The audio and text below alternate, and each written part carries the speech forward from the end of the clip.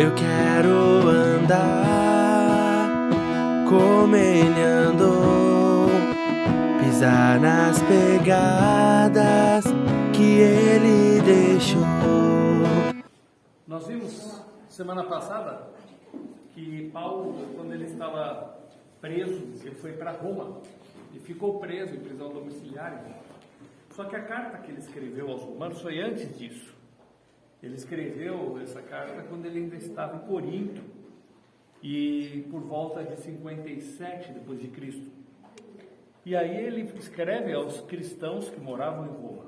E aí a gente viu alguns pontos. Nós estudamos a semana passada, dos capítulos 1 até 5. E logo de cara, Paulo apresenta quem nós somos em Cristo. Então, nos versos 6 e 7 do capítulo 1, ele fala assim: nós somos chamados para ser de Cristo. Nós pertencemos a Ele. Isso é um grande privilégio. Também nós somos amados de Deus. E Deus nos ama, o Deus eterno, o Deus supremo, todo-poderoso, Ele nos ama individualmente a cada um de nós. E somos chamados para ser santos, para ser separados para Deus. Aí Paulo cita que aquelas pessoas que criam em Jesus e moravam em Roma, eles tinham uma fé viva, uma fé que era demonstrada de uma forma clara.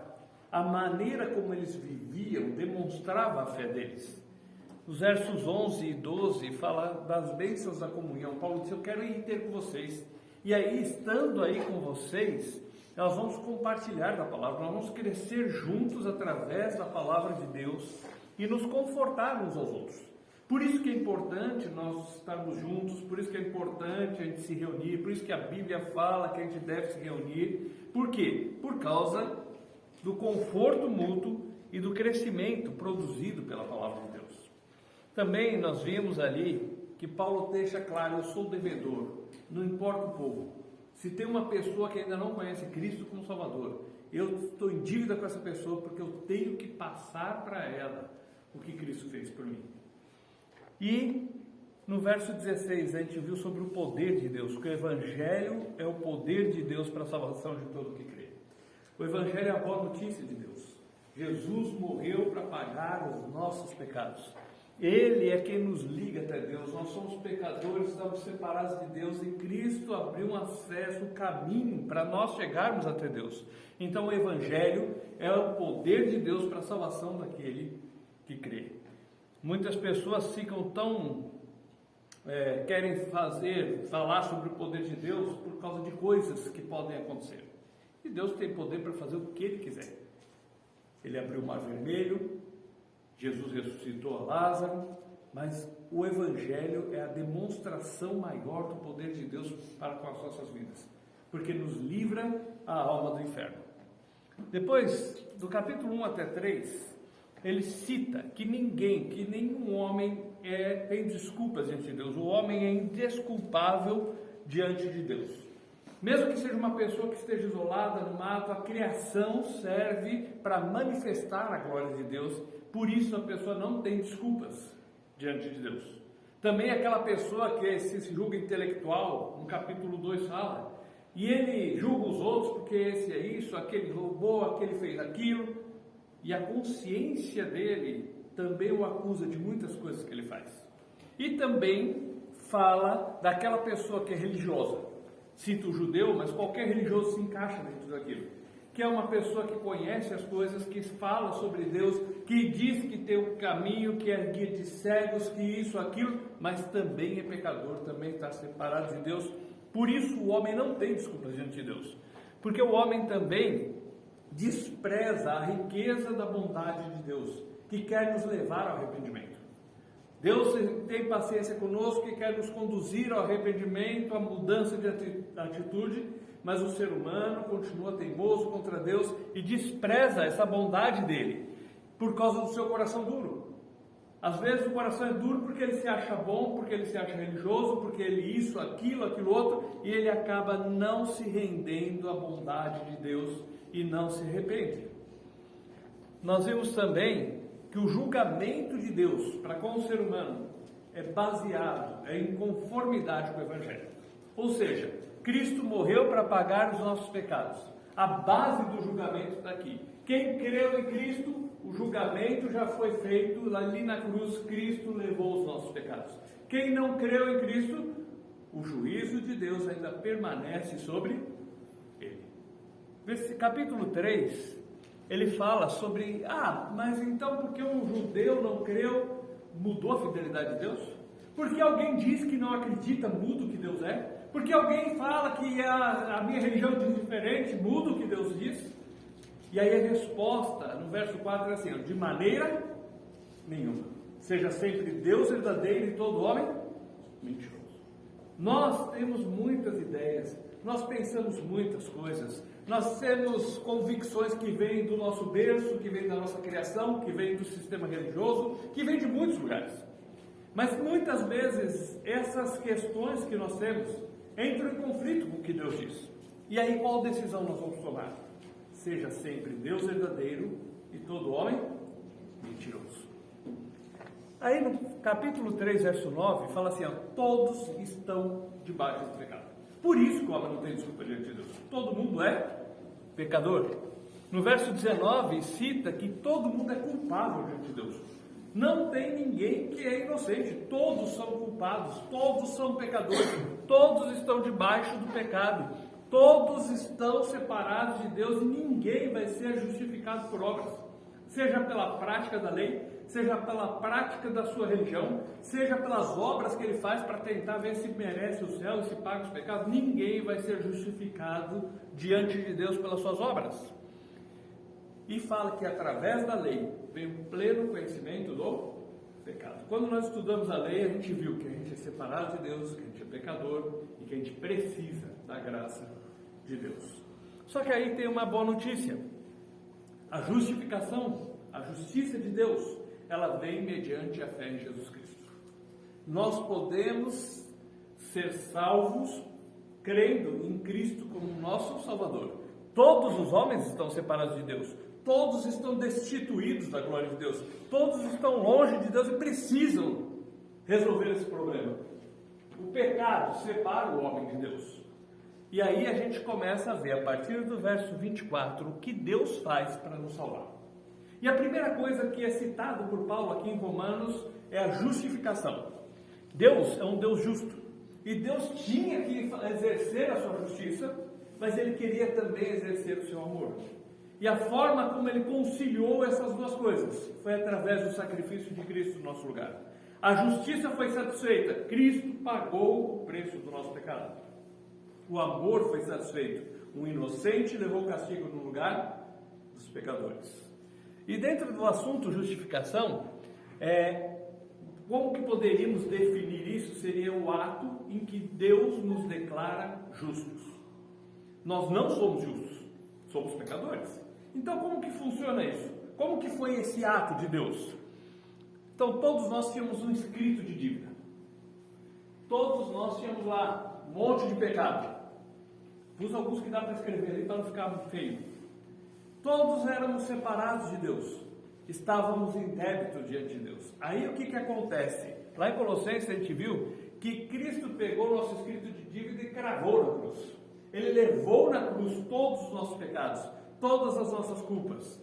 E ali na cruz ele disse, está consumado, está tudo pago, e o homem agora pode chegar diante de Deus. E aí na nossa conta, o que Deus põe? A justiça de Cristo. Isso que é a justificação, o ato em que Deus coloca na nossa conta a justiça de Cristo. E nós somos declarados justos diante de Deus por causa do sacrifício de Cristo no nosso lugar. Também a gente viu que tem a redenção. E o que é a redenção?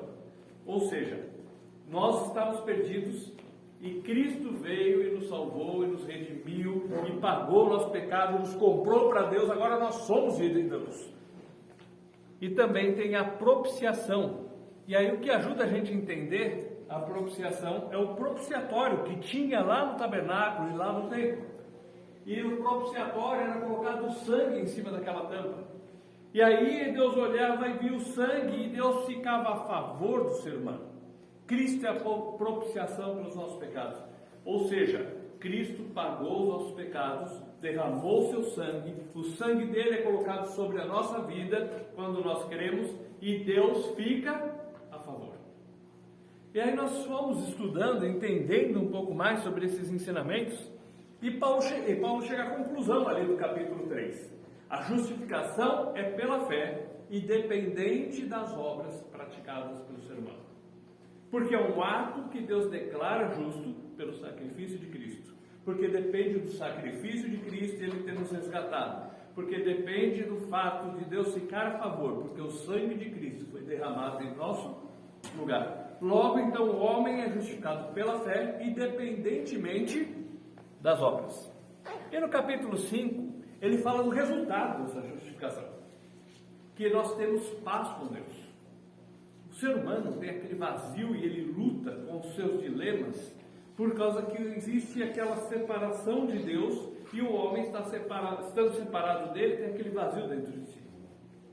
Nós éramos inimigos de Deus por culpa dos nossos pecados. Agora nós temos paz com Deus por causa do que Cristo fez por nós. Além disso, nós temos um acesso diante de Deus pela fé. E essas coisas nós fomos ganhando de presente, porque Cristo morreu por nós quando nós éramos fracos, ou seja, nós éramos incapazes de nos salvar. Além de fracos, nós éramos inimigos de Deus, nós éramos pecadores. E o verso 8 diz assim, mas Deus prova o seu próprio amor para conosco, pelo fato de ter Cristo morrido por nós, sendo nós ainda pecadores. Também fala que a gente era inimigo de Deus, e Ele morreu no nosso lugar, pagou o nosso castigo, e agora nós somos reconciliados com Deus. Nós somos justificados, nós recebemos a redenção, a propiciação e agora a reconciliação. Ou seja, nós éramos inimigos de Deus e hoje nós temos paz com Deus por causa do sacrifício de Cristo. Ele restabelece o relacionamento nosso com Deus. No verso 19, aí a gente viu que nós somos salvos pela obediência de Jesus Cristo. E aí, chegamos no estudo de hoje, no capítulo 6. Muitas pessoas, às vezes, terminam de entender esse estudo, entendem as coisas e falam assim, poxa, Jesus pagou tudo, então posso fazer o que eu quero. Então, olha só, essa pergunta, esse tipo de comentário, Paulo já vem na veia, ele dá no meio da testa, ele não amacia não. Verso 1, que diremos, pois? Permaneceremos no pecado para que a graça de Deus seja mais abundante? E quer dizer, então eu posso fazer o que eu quero? É isso? Aí ele responde de uma forma bem enfática, verso 2, de modo nenhum, como viveremos ainda no pecado, nós, os que para ele morremos? Como que a gente pode continuar vivendo na prática do pecado, querendo fazer as coisas que fazia antes? O fato de Cristo ter morrido por nós e pagado os nossos pecados, não nos dá o direito de sair fazendo o que quer, não. Pelo contrário, se nós entendemos que Cristo pagou os nossos pecados, nós morremos juntamente com Ele na cruz. Como que a gente morreu juntamente com Ele na cruz? Lembra que a gente estudou no começo dessa segunda fase que a nossa vida está escondida em Cristo? Se Cristo morreu por nós, logo nós morremos juntamente com Ele. Então aquele que entende realmente a graça de Deus e que Cristo na cruz pagou os pecados, ele não tem prazer em viver no pecado. Pelo contrário, ele quer abandonar o pecado. Não está dizendo que ele vai conseguir ser perfeito, mas o seu prazer, a sua prática de vida, ele procura fugir do que é errado. Ele não quer viver fazendo o que é errado. Ele quer uma mudança de vida, porque se Cristo morreu por mim e Ele me dá uma nova vida, eu sou uma nova criatura, eu sou filho de Deus, eu sou amado por Deus, como que eu vou continuar vivendo na prática do pecado? De modo algum. Uma pessoa que tem esse tipo de pensamento nunca entendeu a dimensão da graça de Deus. Nunca entendeu tudo o que Cristo fez por nós. E aí ele vai continuar explicando para nós. Verso 3. Ou porventura ignorais que todos nós somos batizados em Cristo Jesus, fomos batizados na sua morte. O que quer dizer isso? Batizado, a palavra batismo vem do grego e quer dizer colocar dentro. Todos nós que fomos colocados dentro de Cristo, nós fomos colocados também dentro de Cristo na semelhança da sua morte, ou seja, nós morremos para o pecado. pecado. Agora nós vivemos para Cristo. Então, ao entender que Cristo morreu por mim, está incluso dentro disso o fato de eu entender que eu estou com a minha vida em Cristo. Se Ele morreu e morreu por mim, também aquela minha vida antiga morreu e eu sou uma nova criatura e eu vivo para agradar a Deus e não para fazer o que é errado. Aí você fala assim, calma aí, até agora falou que a salvação é garantida por Cristo, que é bom, né? Eu vou para o céu, sou filho de Deus. Só que tudo isso traz para nós uma responsabilidade de que Ele está deixando claro, não é porque eu sou filho de Deus que eu vou para o céu, que está tudo resolvido, que agora eu posso sair por aí fazendo qualquer bobagem.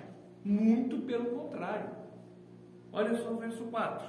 Ele espera de nós o seguinte: fomos, pois, sepultados com Ele na morte pelo batismo, para que, como Cristo foi ressuscitado dentre os mortos pela glória do Pai, assim também andemos nós em novidade de vida.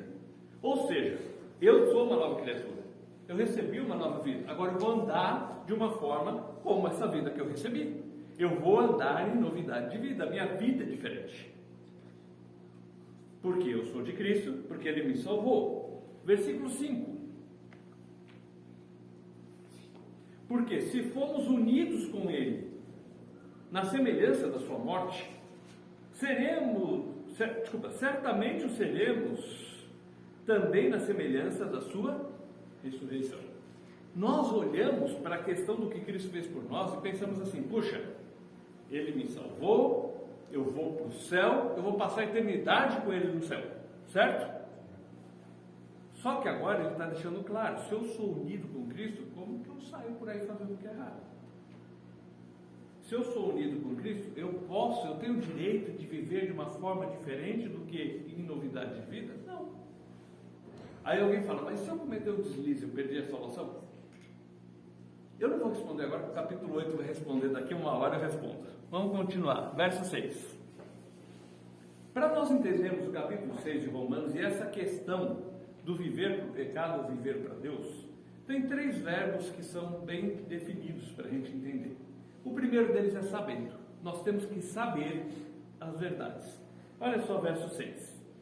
Sabendo isso, que foi crucificado com Ele o nosso velho homem, para que o corpo do pecado seja destruído e não sirvamos o pecado como escravos. Ou seja, nós temos que saber que não podemos servir ao pecado como escravos dele. As pessoas antes faziam porque tem que fazer, porque ele era acostumado com isso. Agora ele quer nos libertar, ele nos libertou através do sacrifício de Cristo e fala assim, você não é mais escravo do pecado, você não é mais obrigado a fazer o que o pecado manda. A sua vida é diferente. Versículos 7 e 8. Porquanto, quem morreu está justificado do pecado. Ora, se já morremos com Cristo, cremos que também com Ele viveremos. Ou seja, eu creio que vou viver com Cristo. Então eu vou viver com Cristo na eternidade lá no céu. Por que eu não posso viver com Ele, agradando a Ele agora? Qual é a coerência da nossa fé? Se eu creio que eu vou viver com Ele, isso começa agora.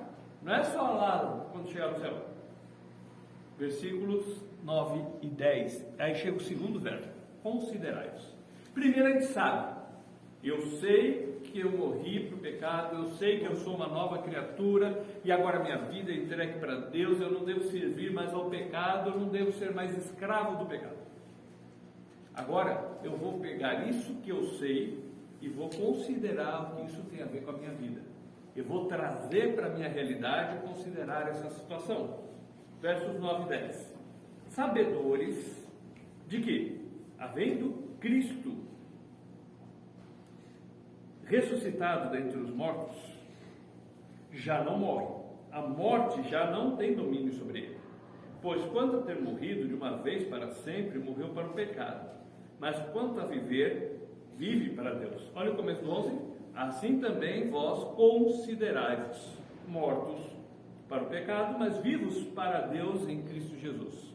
Veja que nós pegamos e nós olhamos o que a Bíblia diz, eu sei que eu morri para o pecado, eu sei que agora a minha vida é diferente, eu sei que agora eu tenho que viver para Deus. Eu sei disso. Agora existe uma diferença entre saber e considerar e deixar isso fazer a diferença na nossa vida. Tem muita gente que sabe o que deve ser feito, mas faz o que dá na telha, em todas as áreas da vida.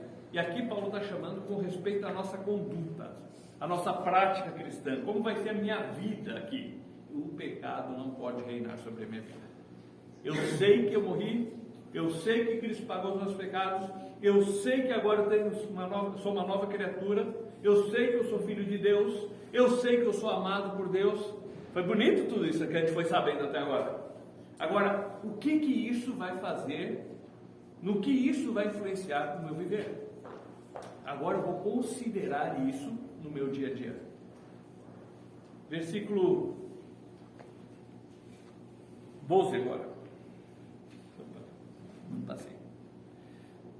Não reine, portanto, pecado no vosso corpo mortal, de maneira que obedeçais às suas paixões. Aqui a gente vê dois verbos com a negativa junto. Não reine, não obedeçais. Então eu sei, eu considero, e agora eu tomo a postura de como eu vou fazer. Vamos pôr assim, é como se a gente estivesse trabalhando a nossa alma. São os pensamentos, os sentimentos e as decisões. Eu sei as coisas e agora chega o momento da decisão. E a minha decisão é o seguinte: eu não vou mais obedecer o pecado. Eu não vou mais obedecer às paixões que antes dominavam minha vida. E aí ele entra mais um verbo, então, mais um, o quarto verbo agora no verso 13. Nem ofereçais, cada um, os membros do seu corpo ao pecado, como instrumentos de iniquidade, mas oferecei-vos a Deus como ressurreto dentre os mortos, e os vossos membros a Deus como instrumentos de justiça. Agora eu começo a pensar, e aí eu entrego a minha vida a Cristo para fazer a vontade dele. Eu entrego o meu viver, eu entrego a minha boca, que antes eu mentia, que antes eu enganava os outros, que antes eu fazia fofoca. Eu não entrego mais ao pecado, agora eu entrego para Deus. E em vez de falar coisas que destruíam a vida de pessoas, eu começo a pensar em falar coisas que vão abençoar a vida das pessoas. Por isso que ele fala, ofereçais os membros do corpo a Deus. Agora, meus pés que antes iam para fazer coisas erradas, agora eles devem ir na direção de abençoar e ajudar pessoas ou levar a palavra para as pessoas. As minhas mãos que eu usava para fazer coisas que desagradavam a Deus, agora eu vou usar para servir a Ele. Versículo 14. Tudo bom? Porque o pecado não terá domínio sobre vós, pois não estáis debaixo da lei, e sim da graça. E aqui que é interessante, algumas pessoas pensam assim, tá, se tira a lei, as pessoas vão fazer o que querem, não é isso? Mas aqui ele fala o contrário. Quando você vivia debaixo da lei, é aquele medo. E a lei, ela podia dizer o que é certo e o que é errado, mas ela não te ajudava a mudar. Ela não te dava força para mudar. Quando a gente está debaixo da graça de Deus, a graça que nos alcança para a salvação, ela também nos alcança para ajudar a gente a viver de uma forma coerente, com a fé que a gente declara. Lembra que a gente já estudou lá no texto de Pedro, que fala que a graça se manifestou o Salvador a todos os homens? E aí diz, ensinando-vos a renunciar ao pecado e às paixões mundanas e a viver neste mundo ruim de modo piedoso e justo, aguardando a bendita esperança. Olha a graça de Deus em três tempos. No passado me salvou, se manifestou o Salvador, a Cristo pagou os meus pecados, eu creio nele. Futuro, eu aguardo a bendita esperança, eu aguardo o dia que eu vou para o céu, que eu vou morar no céu, que eu vou encontrar meus queridos lá no céu, e mais do que isso, que eu vou encontrar Jesus e ver o rosto dele. E o presente, ela me ajuda no dia a dia a vencer o meu pecado, a renunciar às coisas erradas, a viver no mundo mal de uma maneira correta, de uma maneira coerente, com a fé que eu declaro ter, então agora o pecado não tem domínio sobre a minha vida, porque tem a graça de Deus que me ajuda a viver num mundo difícil, me ajuda a renunciar ao pecado, me ajuda a renunciar às coisas erradas. Verso 15. E daí? Havemos de pecar porque não estamos debaixo da lei, sim da graça? De modo nenhum. Eu também já ouvi gente dizer isso. Nós estamos debaixo da graça, não estamos mais debaixo da lei, então eu posso fazer as coisas que eu quero. Mas é exatamente o contrário. Quem está debaixo da graça, a graça o ajuda a vencer o pecado. Quem tem dificuldade de vencer o pecado é quem está debaixo da lei. Pode ou não pode? Aí se é pode ou não pode, deixa eu ver se alguém está olhando. Se ninguém está olhando, eu faço. Porque é lei. Quando é graça, não. Isso transforma minha vida, eu não tenho mais vontade de fazer aquilo. Então, por que alguém está debaixo da graça ele pode pegar? De jeito nenhum. Versículo 16. Vamos ler 16 até o 18. Não sabeis que daquele a quem ofereceis como servos para obediência, deste mesmo a quem obedeceis seus servos, seja do pecado para a morte ou da obediência para a justiça?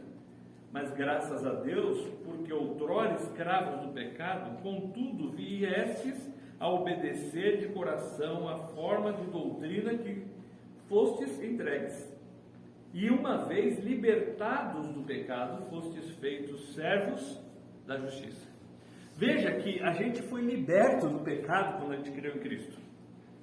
E aí por causa disso agora a gente serve a justiça. Aí falaram, então sou escravo do mesmo jeito. Só que você é escravo de algo que vale a pena? No coração humano ele não fica sem dor. Por quê? Se você não serviu o pecado, você vai servir ou qualquer coisa. Deixa eu voltar à ilustração. Você serve qualquer coisa. Ou você obedece o pecado, ou você obedece a Deus. Aí você fala, como assim? Quando eu rejeito de servir a Deus, quando eu rejeito de fazer a vontade de Deus, eu estou fazendo qual? A outra vontade. O coração humano, ele nunca fica sem dono. Ele sempre tem alguém determinando o que ele deve fazer.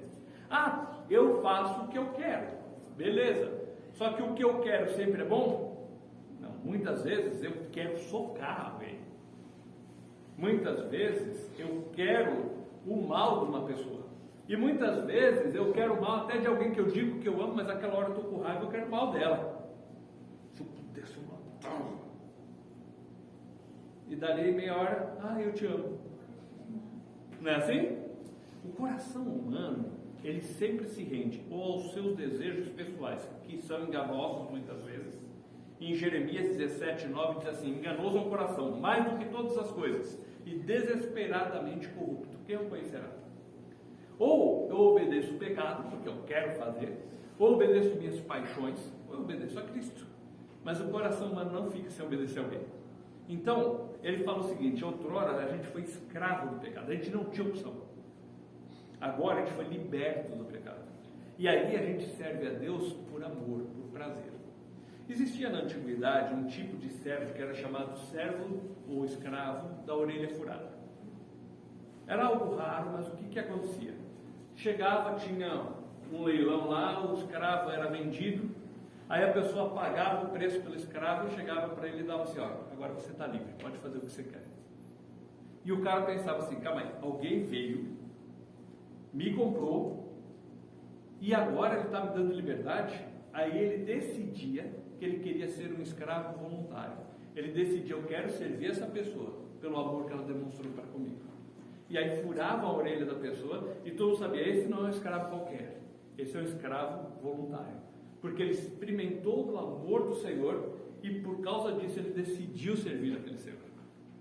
A mesma coisa é a gente pensando em Cristo. A gente foi liberto do pecado e agora a gente tem a opção de servir a Ele com alegria, por gratidão por aquilo que Ele fez por nós. Versículo 19. Falo como homem, por causa da fraqueza da vossa carne. Assim como oferecestes os vossos membros para a escravidão da impureza e da maldade para a maldade, assim oferecei agora os vossos membros para servirem à justiça para a santificação. Ou seja, você oferecia o seu corpo, a sua mente, a sua boca, para fazer o que era errado. Agora, ofereça isso para servir a Deus.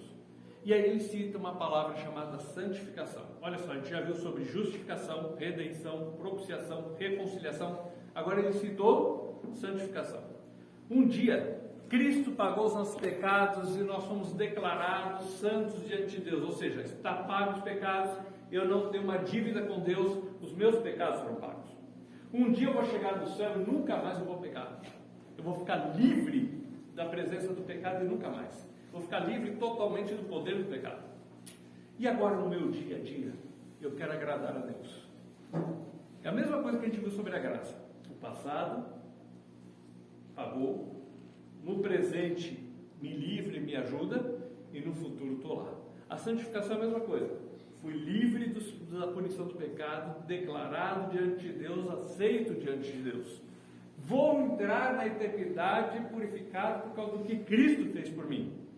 E nunca mais eu vou pecar lá. Enquanto eu vivo nesse mundo, eu me ofereço a Deus com o propósito de agradar a Ele, tendo a minha vida separada para Deus. A ideia de santo aqui é o quê? Eu separo a minha vida para o serviço de Deus, não para fazer o que eu quero. Versículo 21. Naquele tempo, que resultado colhestes? Somente as coisas de que agora vos envergonhais, porque o fim delas é morte. Ele começa a comparar. Naquele tempo que a gente serviu o pecado, qual o resultado que a gente teve? Na época a gente gostou. Hoje a gente olha para trás e a gente tem vergonha até de contar do que a gente fez, não é? Qual a vantagem do pecado? Quando a pessoa faz o que é errado, ela sempre está tentando o quê? Esconder aquilo.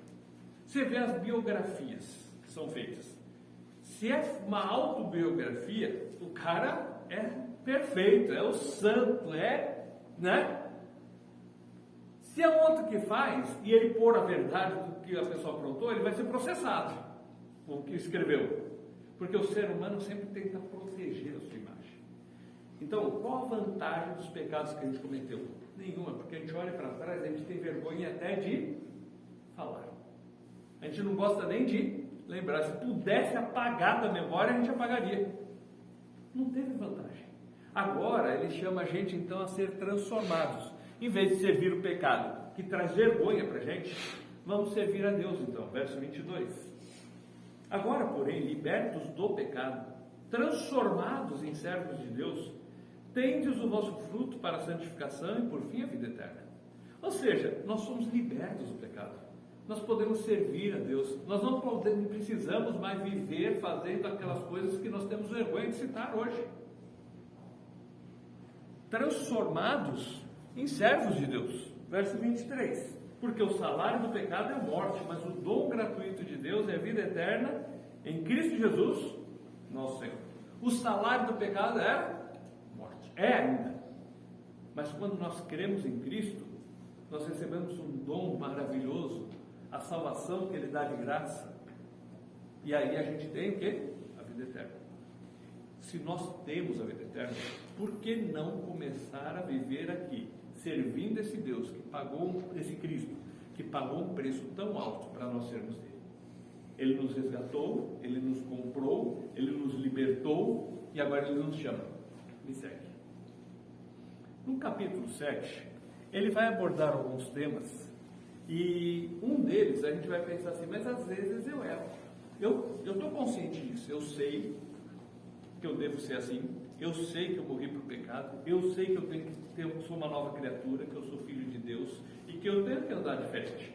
Eu considero isso na minha vida, eu procuro fazer isso, eu procuro me dedicar, mas às vezes eu erro. Eu quero vencer minha ira, mas às vezes eu explodo. Eu quero vencer meus pensamentos, às vezes eu erro. Então, como lidar quando acontece isso? Ele vai falar um pouco sobre uma analogia de casamento. para depois ele explicar algumas coisas que ele quer para a gente sobre essas coisas que são importantes para o nosso entendimento. Verso 4. Assim, meus irmãos, também vós morrestes relativamente à lei, por meio do corpo de Cristo, para pertencerdes a outro, a saber, aquele que ressuscitou dentre os mortos, a fim de que frutifiquemos para Deus. Então, ele, do 1 ao 3, ele está fazendo uma comparação. Uma mulher, o marido dela morre, ela está livre dele, não está?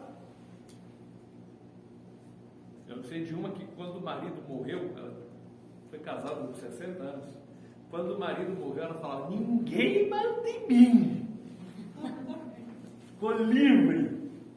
Tudo bem que aí ela sentiu falta, não aguentou muito tempo. Mas aquela coisa assim, ó, morreu o marido, está livre. Ou morreu a esposa, está livre, não é? Está falando assim, quanto a lei, a gente morreu também. E quanto ao pecado, a gente morreu também. Então a gente está livre para servir a Deus. Versículo 5. Desculpa, o 5. O finalzinho do 4, só focar ali que eu esqueci de citar, fala assim, olha, a gente está livre, a gente ressuscitou em Cristo, a gente pertence a Ele a fim de que frutifiquemos para Deus.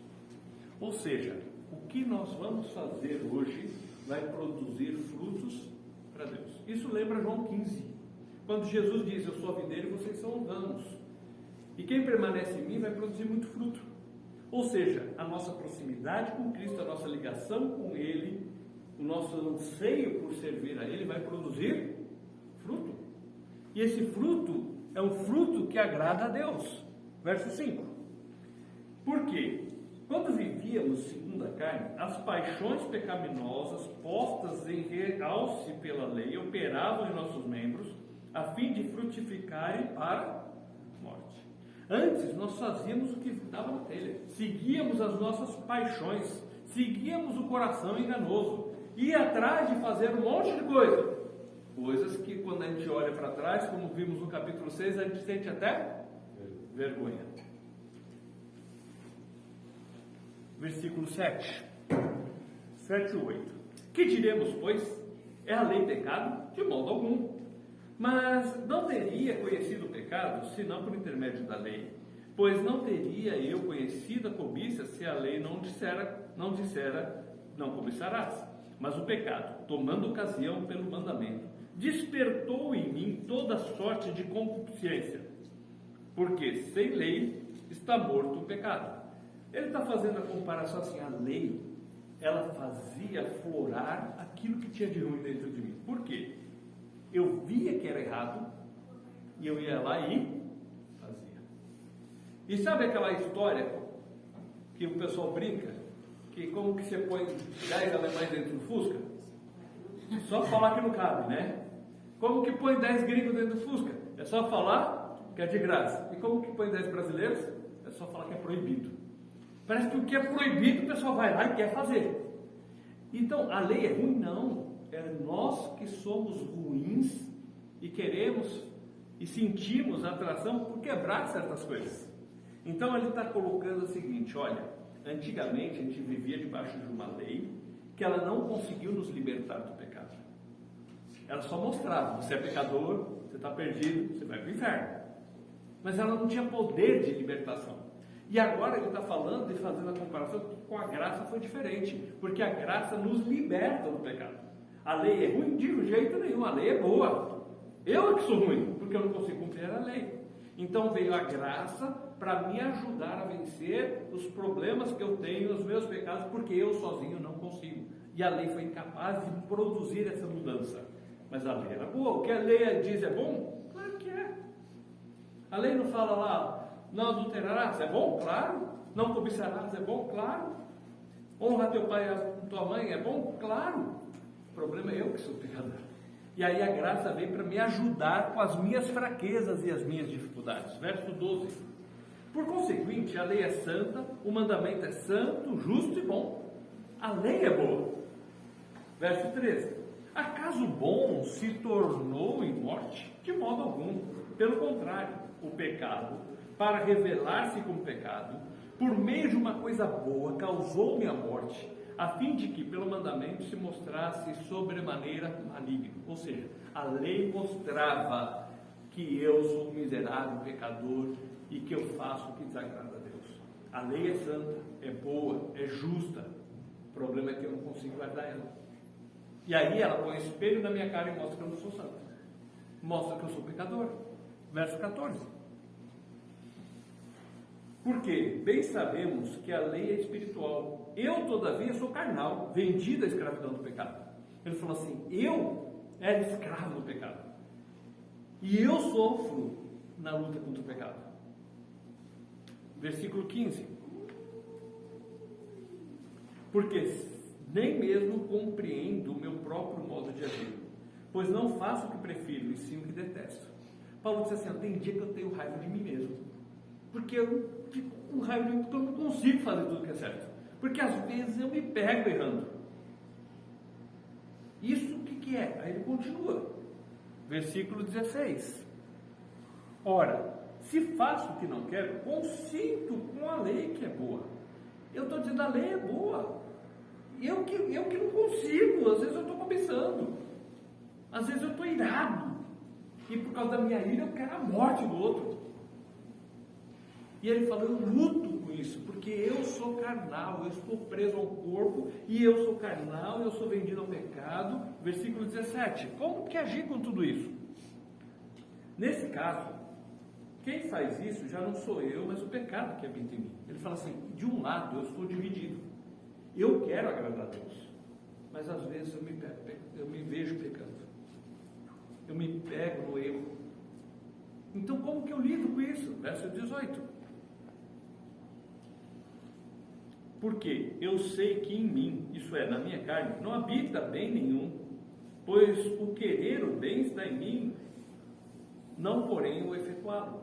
Eu quero fazer o que é bom, mas muitas vezes eu não consigo fazer. Muitas vezes eu me pego errando. Então ele fala lá no capítulo 6 de considerar, de primeiro saber, considerar, aí não deixar reinar, oferecer a Deus e estar servindo a Deus. Só que ele fala no 17, tem um dilema às vezes, porque a lei não conseguia me salvar, e pela lei eu via que era errado, mas eu não conseguia, eu lutava com isso dentro de mim. E às vezes eu me pego fazendo coisas que eu não queria fazer. Passou aquele momento da ira, eu penso assim, puxa vida, Deus, por que eu fui fazer isso? Passou aquele momento que eu fiz alguma coisa lá e falo, puxa vida, será que eu não vou aprender nunca? Aí olha só, continua, versos 19 a 21. Porque não faço o bem que prefiro, mas o mal que não quero eu faço. Mas se eu faço o que não quero, já não sou eu quem faz, e sim o pecado que habita em mim. Então, ao querer fazer o bem, encontro a lei de que o mal reside em mim. Ele fala assim, eu quero fazer o bem, mas ainda dentro de mim existe aquela coisa de lutar, de querer fazer o que é errado. E aí ele cita da sua luta interna para sempre procurar fazer o que Deus quer, mas que às vezes ele não consegue. Ele está descrevendo alguma coisa diferente da gente? Ele está descrevendo a nossa história. Eu vejo o capítulo 6, eu tenho que servir a Deus, eu tenho que oferecer minha vida a Deus, eu tenho que fazer a vontade de Deus. E aí chega muitas vezes, eu me pego lutando com algumas coisas. E de repente parece uma coisa tão boba, uma mentirinha por causa de alguma coisa, mas é errado. E eu estou fazendo meio quase no vício. E aí nós temos essa luta. Verso 22. Porque no tocante ao homem interior, tenho prazer na lei de Deus. Eu tenho prazer nas coisas de Deus. A lei é boa, é santa, é justa. Só que eu sou um pecador que quebro ela muitas vezes. Verso 23. Mas vejo nos meus membros outra lei, que guerreando contra a lei da minha mente, me faz prisioneiro da lei do pecado que está nos meus membros. Ele falou, tem uma guerra dentro de mim. Por um lado eu quero fazer o que é certo e agradar a Deus, mas tem horas que eu me pego errando. Eu tenho lutado com isso. Uma coisa ligada. Agora qual que é? Esse cara. Não. melhor.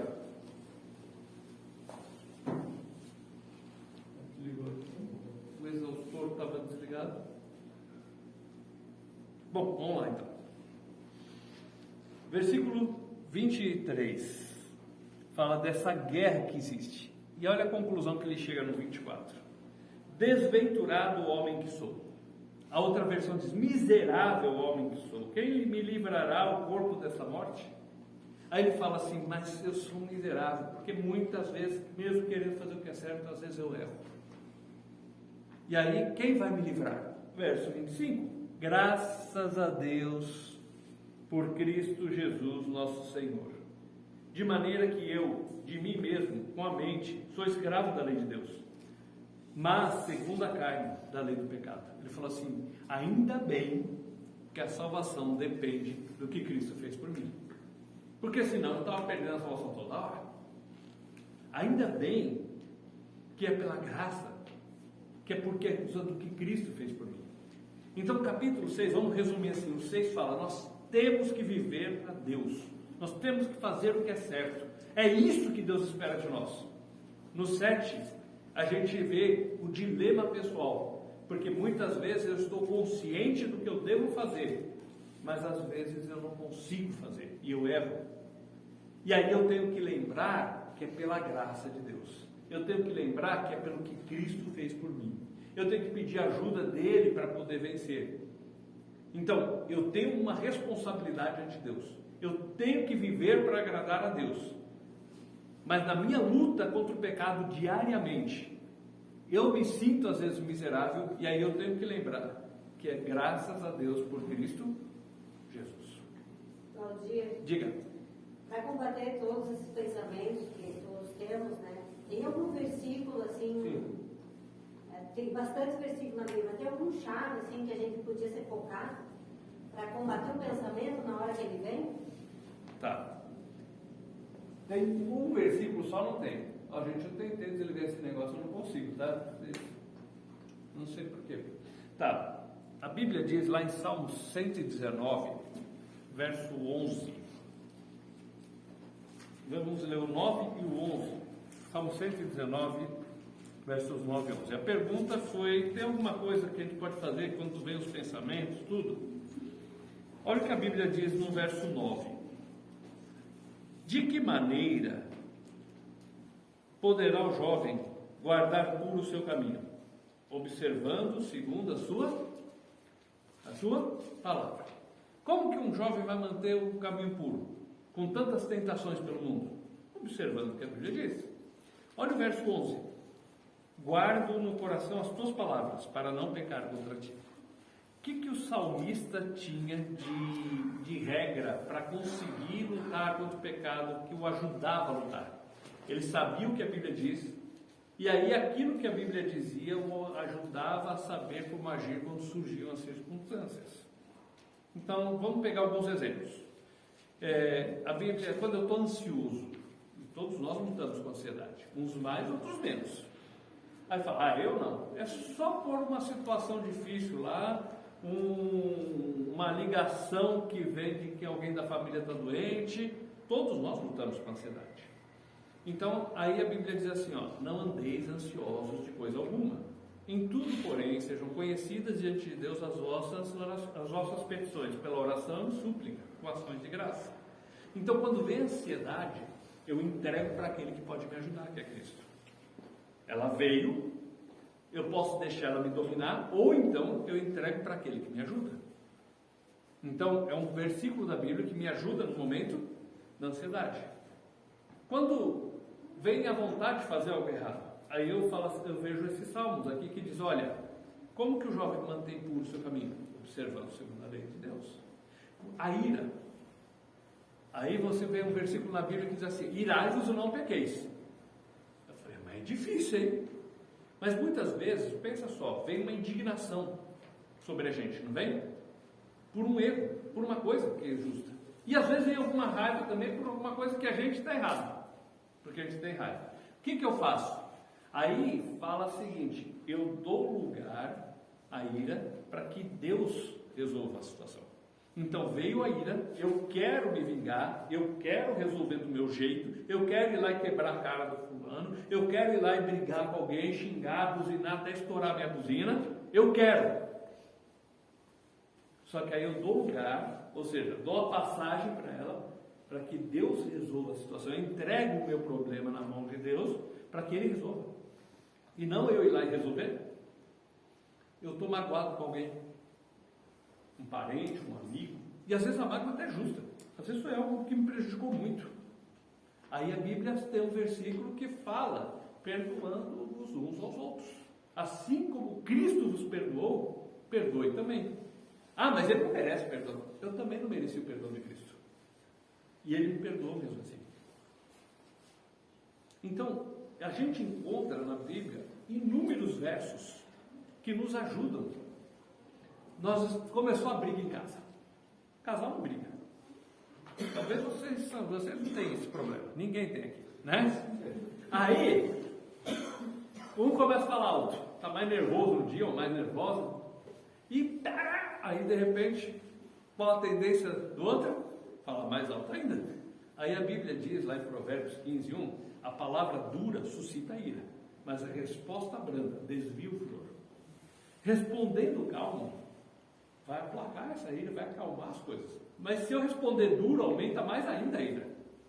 Então a Bíblia é recheada de versos para cada uma dessas circunstâncias. E aí quando o salmista diz, escondi no meu coração a tua palavra para não pecar contra ti, é que a palavra nos dá recursos que nos ajudam nos momentos em que vem a tentação, nos momentos em que vêm as dificuldades. Você está passando na rua, de repente, uma moça te chama, um cara te chama, e aí a Bíblia fala assim, fugir da aparência do mal. Aí você fala, mas só foi aparência. Foge, porque da aparência vem mais um passo, quando você vai ver, já era. Então, tem muitos versos para cada uma das circunstâncias. Qual o segredo, então? Conhecer a palavra, porque ela vai nos ajudar a vencer as dificuldades pelas quais a gente passa. Não sei se eu respondi a pergunta. Vamos voltar lá então, Romanos capítulo 8 agora. Então eu sei que eu tenho que servir a Deus, eu sei que eu tenho que fazer a vontade de Deus, me oferecer a Ele, mas muitas vezes eu luto contra o pecado porque eu sou um miserável mesmo, e eu preciso da graça de Deus todo dia para me ajudar a vencer o pecado.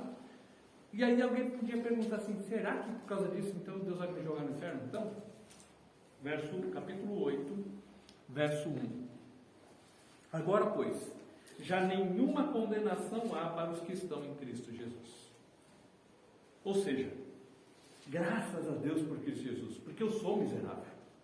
Eu sou incapaz de ganhar a minha salvação. Eu sou incompetente para merecer a salvação. E eu sou muito incompetente também para manter essa salvação. Eu não sou só incompetente para ser salvo, mas para manter eu também sou. Mas não depende de mim, é de Cristo Jesus. E para quem está em Cristo, não há mais condenação. Cada vez que eu chego ao ponto de dizer assim, eu sou um miserável, eu preciso mudar. É bom que eu tenha esse sentimento, porque eu vou lutar contra o pecado. Eu vou guerrear contra ele, como diz o verso 23 do capítulo 7. Mas eu tenho a certeza de que esse pecado já foi pago na cruz. Eu tenho a certeza que Cristo já levou esse castigo, essa culpa. Então eu não perco a salvação porque depende dele. Porque se dependesse de mim, miserável homem que sou, eu estava lascado. Versos 2 e 3. Porque a lei do Espírito da vida em Cristo Jesus te livrou da lei do pecado e da morte.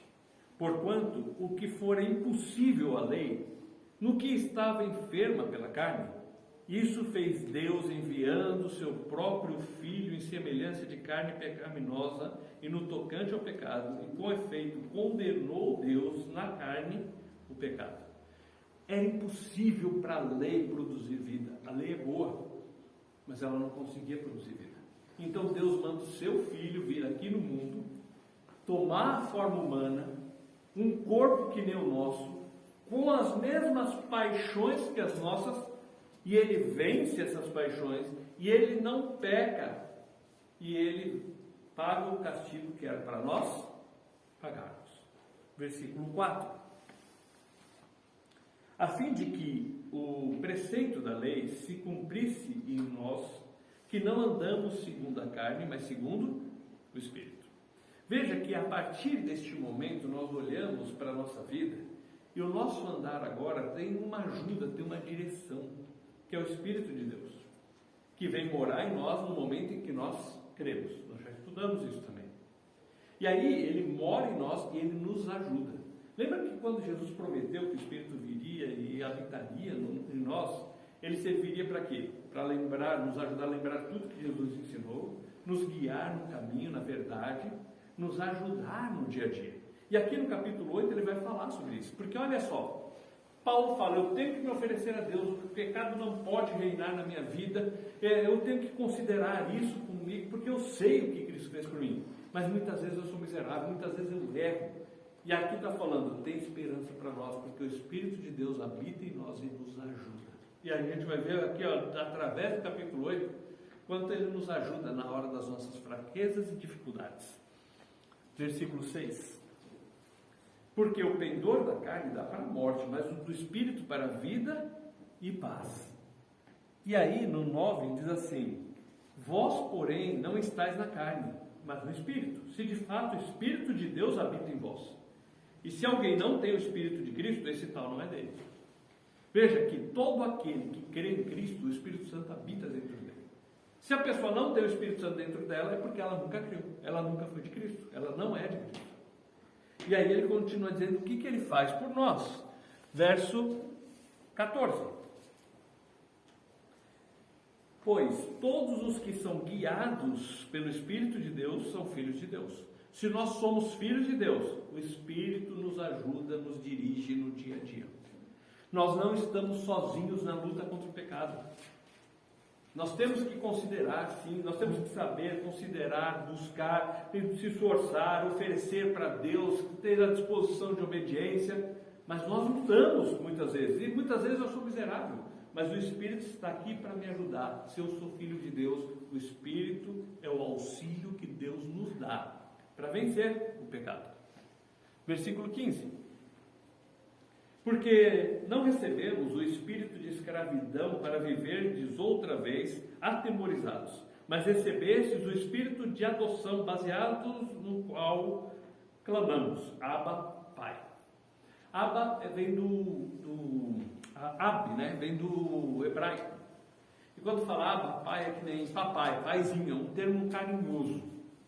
Ou seja, nós não somos, olhamos só o Pai, que está lá no céu longe, mas é meu Pai que me ama, somos amados de Deus, vimos no capítulo 1, que se preocupa com a gente, que tem um trono de graça e misericórdia e nos socorre no momento oportuno, como vimos em Hebreus 4. Então, agora eu sou filho de Deus, e eu não sou um filho qualquer, eu sou filho de adoção. Aí fala, o que é adoção? Para nós, adoção é o quê? Pega uma criança que está sem pai ou mãe por alguma circunstância da vida e dá um lar para essa criança. Na cultura romana, não. Você pegava um filho de sangue, entregava ele para o tutor, ele crescia sendo ensinado por aquele tutor. Quando ele atingia a idade adulta, o tutor trazia ele para o pai e falava, eu ensinei tudo que ele precisa saber. O pai fazia uma festa e chamava festa de adoção, onde ele declarava para toda a sociedade que aquele filho de sangue agora era seu herdeiro. Deus, ele nos coloca na posição não somente de filhos por nascimento, porque somos uma nova criatura, nascemos de novo, certo? A Bíblia fala isso. Lembra que Jesus falou para Nicodemos, você tem que nascer de novo? E agora nós somos uma nova criatura em Cristo, filhos de Deus, genuínos, nascidos de Deus. Só que não somente isso, mas declarados por Deus como herdeiros também, filhos de adoção, onde o filho de sangue era declarado perante a sociedade como um herdeiro.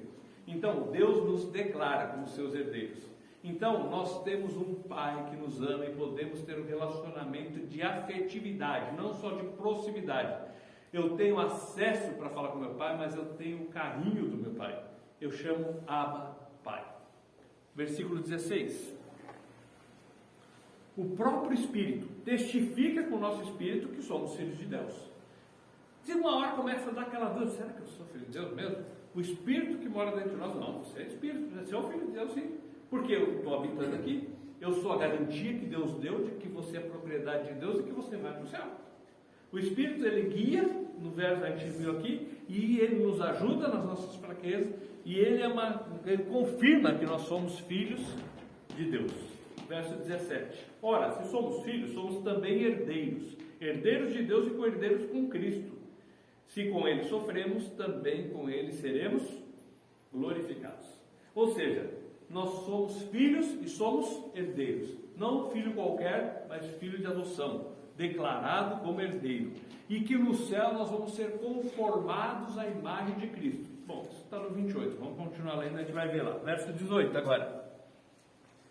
Porque, para mim, tenho por certo que os sofrimentos do tempo presente não podem ser comparados com a glória a ser revelada em nós. Neste mundo nós passamos por dificuldades, sim ou não? Sim. No mundo tereis aflições, Jesus disse. Mas tem de bom ânimo, eu venci o mundo. Aquela teologia que as pessoas têm pregado de que você não tem mais problema, que você não vai ter mais dificuldade, ela não é verdadeira. Aqui está falando, no mundo nós temos sofrimentos. Só que os sofrimentos que nós passamos neste mundo são passageiros. E não dá para comparar com aquilo que tem preparado para nós lá no céu. Quando nós olhamos o que Ele tem ofertado para nós lá, esses sofrimentos aqui, a gente pensa assim, vou passar por isso logo, eu vou chegar lá. Sabe aquela coisa quando você pensa numa viagem, e aí você pensa assim, ir de carro daqui até lá, 15 horas, tá louco? Aí depois você pensa, mas eu vou passar uma semana lá, sei lá, na praia, tal lugar, ou vou ver a família, vai valer a pena. Aí você pega e vai, mesmo que você vai ficar com dor nas costas, mesmo que você não gosta de estrada, mesmo que você vai reclamar do trânsito, mas você vai porque o que te espera vale a pena. E ele está falando o seguinte, nesse mundo nós temos sofrimento sim, temos dificuldade sim, e uma delas é conosco mesmo, nas nossas lutas internas para vencer o pecado. Mas o que tem para ser revelado a nós, o que nos espera no céu, faz com que a gente tenha uma perspectiva diferente. Eu paro de olhar para os sofrimentos e ficar com pena de mim mesmo. Vida, azar, o que vai ser de mim? Olha só como eu sou um coitadinho. E eu começo a pensar, não, eu tenho um Deus maravilhoso, Ele é meu Pai, eu sou herdeiro dEle, co-herdeiro com Cristo, eu vou viver eternamente com Ele, lá só vai ter alegria, gozo, esse sofrimento aqui é passageiro, eu não posso ficar reclamando, isso daqui vai passar, isso daqui acaba, mas eu vou passar a eternidade com Ele. Então, o sofrimento presente não dá para comparar, não dá para a gente medir, dimensionar, quando a gente pensa no que nos espera na eternidade juntamente com Deus. Aí ele fala que até a criação, ela anseia pelo dia da redenção, ela anseia por esse dia que o Senhor vai voltar, porque vai resolver o problema do pecado e vai resolver o problema que o pecado trouxe sobre toda a criação. Os animais não se matavam, lembra antes disso, antes do pecado, como que era? Não havia ervas daninhas. A criação sofre com o problema do pecado também. E aí vamos para o verso 26. Nós vimos que o Espírito guia, nós vimos que o Espírito confirma que a gente é filho de Deus. E aí olha só o verso 26. Também o Espírito semelhantemente nos assiste em nossa fraqueza, porque não sabemos orar como convém. Mas o mesmo Espírito intercede por nós sobremaneira, com gemidos inexprimíveis. Ou seja, Ele assiste a gente nas nossas fraquezas. Miserável homem que sou, eu luto. Deus me ajuda a vencer minha ira. Deus me ajuda a vencer minha língua, porque às vezes quando eu vi falei demais. Deus me ajuda a vencer meus pensamentos, Deus me ajuda a vencer. E a gente fica lutando. E quem que nos assiste nas nossas fraquezas? O Espírito. E na hora do sofrimento? Quando a tendência é olhar para o meu problema, para a minha dificuldade, para o meu sofrimento, o Espírito me assiste nessa fraqueza, para me ajudar a lembrar do que me espera na eternidade. E Ele intercede por nós diante de Deus. De repente a gente ora, e o Espírito fala assim, Deus, esquece. Tudo que Ele está falando é bobagem. O que Ele precisa é isso, porque Ele está orando só bobagem. Se Deus atendesse cada uma das orações que a gente faz, do jeito que a gente pede, não tinha ninguém vivo aqui. Como assim? Quando a gente está com um problemaço, a gente fala assim, por que Deus não me leva logo? Imagina se ele atendesse lá, tá bom. E assim, o Espírito ele intercede por nós, porque a gente nem para orar a gente presta. A gente não sabe orar direito. E aí o Espírito fala, Deus, não dá bola não, esse coitado está falando bobagem aqui, tá? Deus entende o nosso sofrimento. E Ele deixou o Espírito dele para morar dentro de nós, para nos ajudar nas dificuldades pelas quais nós passamos.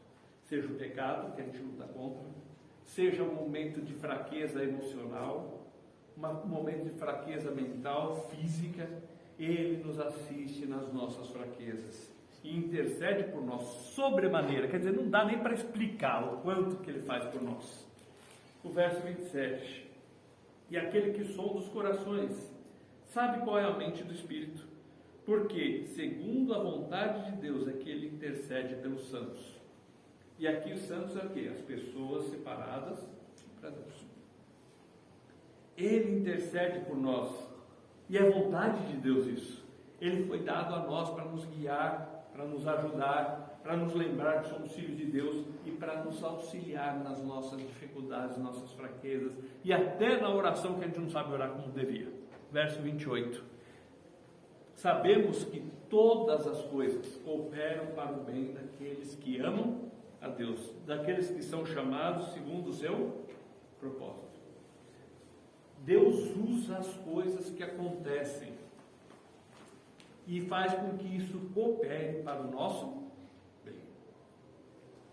Tem muita coisa que às vezes acontece no mundo que a gente não sabe explicar. Muitas coisas que a gente não tem como entender.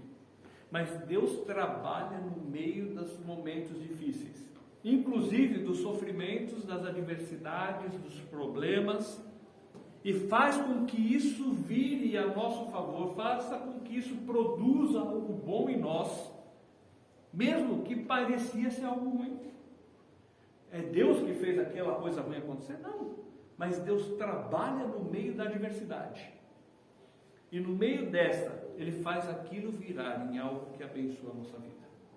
Nós temos que confiar num Deus que trabalha em nosso favor, um Deus que nos ama. Abba, Pai, aquele que nos ama, é o nosso Pai, é um relacionamento de pai e filho, mas um relacionamento afetuoso, próximo. Versículo 29. Porquanto aos que de antemão conheceu, também os predestinou para serem conformes à imagem do seu Filho, a fim de que ele seja o primogênito entre muitos irmãos. Veja só, somos filhos de Deus, não filho qualquer, filho de adoção. E aí Deus determinou um destino para nós. Isso é predestinação. Deus determinou o destino para a gente. Então nós já estudamos justificação, redenção, já estudamos propiciação, reconciliação, santificação e agora fala sobre predestinação. O que é predestinação? Deus deu um destino antes. Qual que é esse destino? Aquele que crê em Cristo tem um destino traçado. Ele vai ser conformado à imagem de Cristo. É muito mais do que ir para o céu. Ir para o céu é um lugar maravilhoso. Mas ser conformado à imagem de Cristo, pensa só no que Ele oferece para nós. Nos transformar para sermos parecidos com Jesus. Veja que no capítulo 6 ele falou assim, a gente tem que vencer o pecado. A gente não pode viver pecando. A gente não pode viver nessa conduta errada. A nossa vida tem que ser diferente. É um chacoalhão sobre nós. Só que se não tivesse o 7, a gente ia falar assim, para Paulo deu certo, mas para mim não, porque eu sou um miserável. E Paulo fala, eu também luto. Isso é importante para a gente ver que era difícil para ele está dizendo que ele precisa, mas que também para ele precisava. E nós temos que lutar. E aí ele fala assim, eu quero vencer, mas vai chegar um dia que eu vou vencer totalmente. Enquanto eu vivo nesse mundo, o Espírito vai me ajudando e me auxilia nas minhas fraquezas. Mas vai chegar um dia que eu vou chegar no céu. E esse dia está marcado, porque Deus determinou. E isso é determinação absoluta de Deus. Ele determinou que eu vou chegar lá no céu. E lá no céu eu vou ser conformado à imagem de Cristo. Já pensaram no privilégio disso? Deus, o nosso Pai, e a nossa vida totalmente transformada para ser parecida com Cristo. Hoje, no dia a dia, a gente procura ser parecido com Ele. A gente procura vencer o pecado, a gente procura fazer o que é certo. Mas vai chegar um dia que isso vai ser uma realidade nas nossas vidas. Porque Deus determinou o nosso destino, que é sermos conformados à imagem de Cristo. Versículo 30. E aos que predestinou também os chamou, e aos que chamou os justificou, aos que justificou também glorificou. Ou seja, Deus, no seu amor, na sua graça, nos coloca nesse caminho e nos diz assim, você tem o destino traçado. E aí, versículo 31. Pensando em tudo isso, se Deus, que diremos, pois, à vista dessas coisas? Tudo que a gente estudou agora, que diremos, pois, à vista dessas coisas? Se Deus é por nós, quem será contra nós? As pessoas gostam de usar isso quando elas estão com um problema com alguém. Eu sou filho de Deus, se Deus é por mim, quem será contra? Mas ele não está falando disso. À luz de tudo que nós estudamos, dessa luta contra o pecado, do auxílio que o Espírito nos dá, que Ele nos guia, que Ele intercede por nós, que Ele nos ajuda nas nossas fraquezas, à luz de que nós seremos um dia conformados à imagem de Cristo, à luz de tudo isso, se Deus é por nós, quem será contra nós? Verso 32. Aquele que não poupou o seu próprio filho, antes por todos nós o entregou, porventura não nos dará graciosamente com ele todas as coisas? Veja, se Deus, quando a gente era inimigo, quando a gente era fraco, quando a gente era pecador, deu o filho dele por nós, como que agora, graciosamente, no seu amor, na sua graça, não vai dar para a gente todas as coisas? Não vai nos dar a eternidade, não vai nos conformar à imagem de Cristo, nós seremos herdeiros com Cristo. Como que Ele não vai fazer isso? Se Ele já deu o próprio filho para morrer por nós. Versículo 33, pode. 33. Quem tentará acusação contra os eleitos de Deus? É Deus quem nos justifica.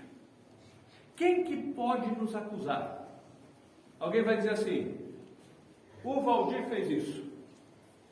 Jesus vai dizer, é verdade.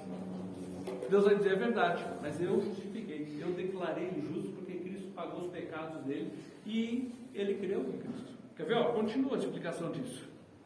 Quem os condenará? Verso 34. É Cristo quem morreu antes. Desculpa, é Cristo quem morreu, ou antes, quem ressuscitou, o qual está à direita de Deus e também intercede por nós. Quem pode nos acusar? Quem pode nos condenar? Cristo já pagou os nossos pecados. Versículo 35. Quem nos separará do amor de Cristo? Será tribulação, angústia, perseguição, fome, ou nudez, ou perigo, ou espada? Será que alguma coisa pode nos separar do amor de Cristo? Será que a perseguição, e naquela época a perseguição era fera. Hoje a perseguição é alguém zombar da sua cara, é alguém criticar, porque você está estudando a Bíblia, vai ficar louco, essas coisas assim. Naquela época, você era jogado numa arena, amarrado em peles de animais que ainda pingavam sangue e solto para as feras te devorarem. Isso era perseguição. Será que isso pode nos separar do amor de Cristo? Será que os sofrimentos, problemas, as angústias podem nos separar do amor de Cristo? Verso 36. Como está escrito, por amor de ti somos entregues à morte no dia todo. Fomos considerados como ovelhas para o matador. Então quer dizer o seguinte, se alguém nos matar, ele vai nos separar do amor de Cristo? Pelo contrário, ele nos joga nos braços dele. Quando estavam matando Estevão, ele olha para o céu e diz, eu vi Jesus em pé à direita de Deus. Geralmente as outras visões que mostram Jesus no céu, ele está sentado. Mas quando alguém chega na casa da gente, o que acontece? A gente vai lá receber a pessoa. Jesus estava em pé, pronto para receber Estevão. Mesmo que alguém venha nos matar por causa da nossa fé, essa pessoa não pode nos separar do amor de Cristo. Pelo contrário, essa pessoa vai nos jogar nos braços dele. Versículo 37. Em todas estas coisas, porém somos mais que vencedores por meio daquele que nos amou. Veja só que nós somos não só vencedores, mas nós somos mais que vencedores. A gente não sabe a dimensão disso, porque pensa num campeonato mundial, uma seleção foi campeã lá. Que seleção foi? Alguns nem lembram quem foi o último campeão do mundo. O último campeão brasileiro foi tal time. Já começou outro campeonato, o time perdeu, já estão pedindo para a cabeça do técnico, já está aquele away. Não é assim? O vencedor tem tempo limitado. Mas a Bíblia diz que nós somos mais do que vencedores em tudo isso: perseguição, morte, ameaças, sofrimentos, aflições. Em tudo isso somos mais que vencedores, por causa do que nos espera, por causa do que Cristo fez por nós, porque vai chegar lá no céu e eu vou ser conformado à imagem de Cristo. Eu sou herdeiro, eu sou filho, eu vou estar nos braços do meu Pai. Eu sou mais que vencedor por meio de Cristo Jesus. Versos 38 e 39. Porque eu estou bem certo de que nem morte, nem vida, nem anjos, nem principados, nem coisas do presente, nem do porvir, nem poderes, nem altura, nem profundidade, nem qualquer outra criatura poderá nos separar do amor de Deus que está em Cristo Jesus, nosso Senhor. Tem alguma coisa que pode nos separar do amor de Deus que está em Cristo? Nós mesmos. Em que sentido? Vamos lá, vamos responder isso. Em que sentido? Eu acho que pela nossa atitude, tá? Vou pegar aqui a coisa que é importante. Nada pode nos separar do amor de Deus que está em Cristo, no sentido de que da eternidade, da herança em Cristo, certo? Agora, se eu faço o que é errado, se eu peco, eu muitas vezes colho as consequências do meu erro, certo? Não quer dizer que ele deixou de me amar, porque o pai que ama às vezes corrige o filho para ele não fazer o que é errado, não é assim? O pai que ama corrige. O que não ama não dá bola, depois vira um monstro quando fica adulto. Quem ama, corrige. O exemplo do motorista embriagado que tu usou aquela vez. Sim. Foi muito... Eu pego, bebo, saio dirigindo bêbado. Tá. Aí eu atropelo alguém. Estou com o carro no poste e nunca mais vou andar. Eu vou colher as consequências disso. Eu vou perder o carro, vou perder as pernas, nunca mais vou andar, vou ter na minha consciência que eu matei alguém e vou ir para a cadeia porque eu cometi um crime. Todas essas consequências eu vou sofrer do meu pecado. Então, isso sim. Agora, separar a gente do amor de Deus, do que está em Cristo, do amor de Cristo, não tem como, porque é um amor incondicional. Não depende do que a gente faz, mas do que Ele fez por nós. Então, aqui nesse texto, ele está deixando claro o seguinte: nós temos que viver uma vida santa, uma vida coerente diante de Deus. Ele espera isso. Eu falo assim, do amor incondicional, sim, mas no sentido de que seja recíproco. Sim, no relacionamento de amizade. Não o amor dele comigo, e sim o amor meu por ele. Sim. Aí sim, porque se eu estou fazendo o que é errado, eu estou mostrando que eu não amo ele de verdade. Isso é verdade. Agora, o amor dele nunca vai falhar, porque depende dele. Tá certo? Alguma dúvida, gente? Antes da gente entrar no 9? Então, só um apanhado geral aqui. Deus espera de nós uma vida coerente. Eu sei o que devo fazer, eu sei o que Ele espera de mim, eu sei que eu sou uma nova criatura, eu sei que eu sou filho de Deus. E eu devo considerar isso na minha prática do dia a dia. E eu devo oferecer a minha mente, o meu corpo, os meus lábios, eu devo oferecer minha vida para servir a Ele. Muitas vezes eu me pego guerreando com isso. Muitas vezes eu me acho miserável porque às vezes eu dou umas deslizadas. Mas ainda não há condenação para aquele que está em Cristo Jesus. Mas como que eu faço então? Aí o Espírito de Deus mora dentro de mim, Ele me guia, Ele me auxilia, Ele me lembra que eu sou filho de Deus, que eu sou filho adotado e que os sofrimentos desse tempo presente não são para comparar com a glória que está para ser revelada. Então a certeza da vida eterna me ajuda a passar pelas dificuldades desse mundo, porque às vezes não é um pecado, mas um problema que causaram para mim, ou um problema de saúde, um problema que está me atormentando. E aí eu lembro que o Espírito intercede por mim e que Ele me ajuda nas minhas fraquezas, seja fraqueza emocional, seja fraqueza física, seja fraqueza de um problema que eu estou passando, seja fraqueza da minha luta contra algo. e Ele me auxilia para isso. E nada pode me separar do amor de Deus que está em Cristo. Porque Ele já determinou que eu vou ser conformado à imagem de Cristo. Ele pagou os meus pecados. Se Deus deu o Filho dele por mim, claro que Ele vai cumprir aquilo que Ele prometeu.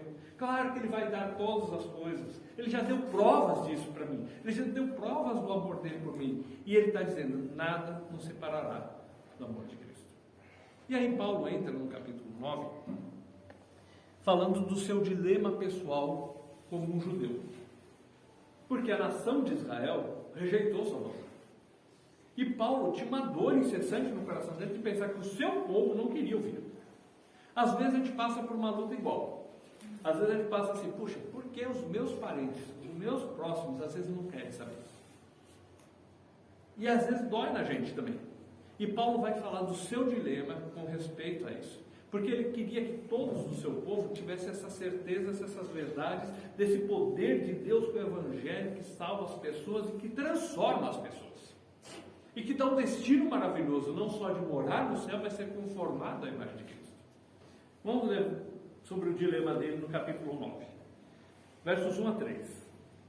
Digo a verdade em Cristo, não minto, testemunhando comigo no Espírito Santo a minha própria consciência. Tenho grande tristeza e incessante dor no coração, porque eu mesmo desejaria ser anátema, separado de Cristo, por amor dos meus irmãos, meus compatriotas segundo a carne. Ele fala assim, olha, eu tenho um anseio tão grande que eles sejam salvos, que eu penso assim, nem que eu fosse amaldiçoado, mas eu queria que eles fossem salvos. É claro que isso não é possível, porque a salvação é individual. Eu coloco a minha fé em Cristo. Paulo colocou a fé dele em Cristo e não podia pôr a fé dele pelos outros. E aí ele está falando, dói dentro de mim de saber que muitos, a maioria do meu povo não quer crer. E às vezes a gente sente assim, com respeito a pessoas que a gente ama. Versículo 6. E não pensemos que a palavra de Deus haja falhado, porque nem todos os de Israel são de fato israelitas. Aí ele começa a falar assim, Deus não falhou. O israelita verdadeiro não é aquele que tem ascendência lá de Jacó e das tribos de Jacó. Aquele que é verdadeiro é aquele que tem a mesma fé, a semelhança de Abraão. Aquele que tem a mesma fé que os antepassados do povo de Israel colocaram nesse Deus. Então quem é que é povo de Deus? É esses que colocam essa fé. Ele fala, não é porque alguém nasceu da nação judaica que quer dizer que ele realmente sirva a Deus e vai crer. Embora eu, como judeu, sinta essa dor no coração, infelizmente, aqueles que são de verdade são os que creem. Como foi com Abraão, com Isaac, com Jacó, como era com Paulo, e naquela época era também com aqueles que criam, e não só pelo fato de ter ascendência.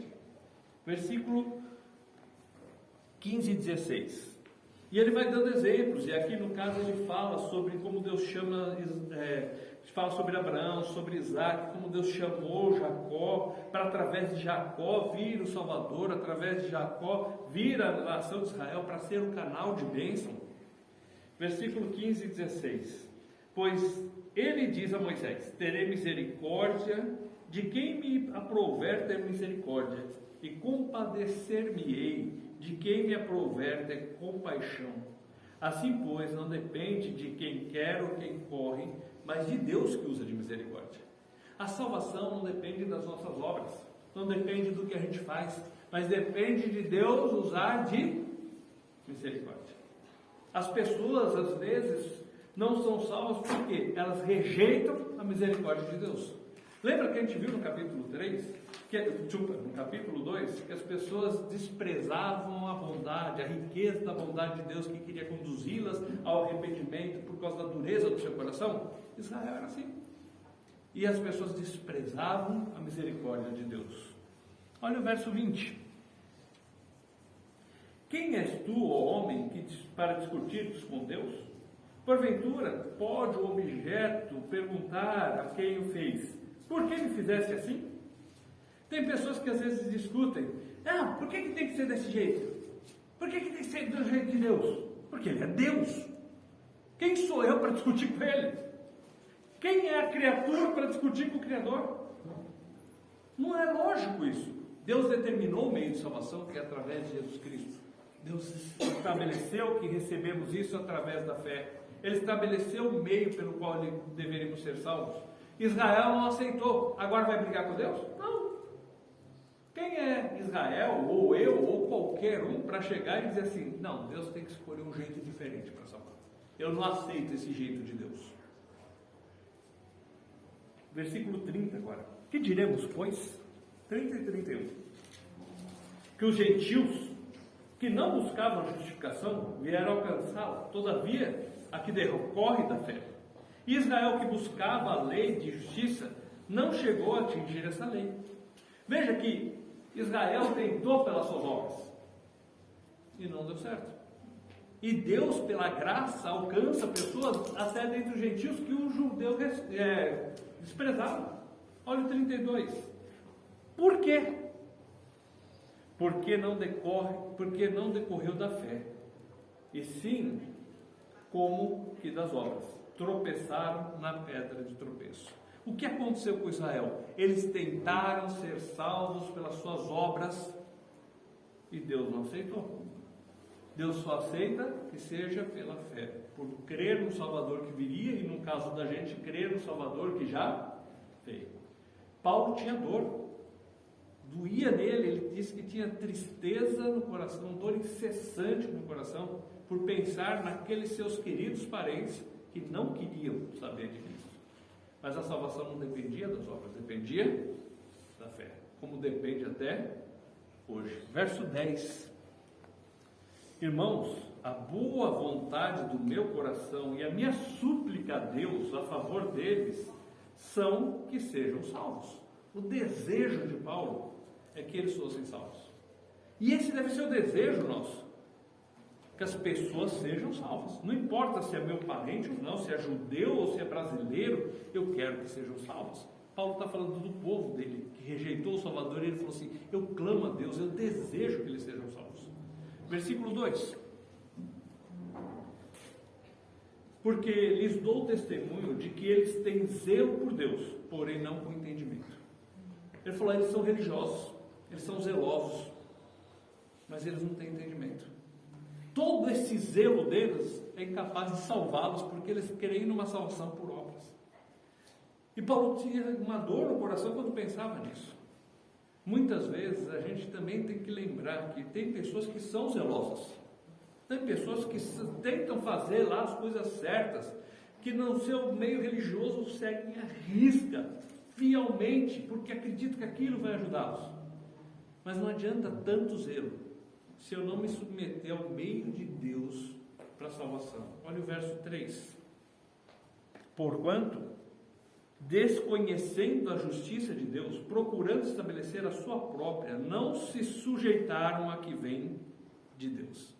Então as pessoas, em vez de se sujeitar à justiça de Deus, à maneira de Deus, o plano de Deus, o sacrifício de Cristo no nosso lugar, querem estabelecer o seu próprio jeito de chegar no céu. E não vão chegar. E nunca vão conseguir. Versículo 4. Porque o fim da lei é Cristo, para a justiça de todo o que crê. O fim da lei é Cristo, ou seja, a lei servia para conduzir as pessoas até Cristo, para mostrar que as pessoas são pecadores e precisam da maneira de Deus para salvar. Então a lei conduzia as pessoas até chegar em Cristo. E Cristo agora é que nos ajuda no nosso dia a dia. Quando eu creio em Cristo Jesus, eu sou salvo. Mas se eu quero estabelecer a minha própria maneira de chegar no céu, eu nunca vou ser.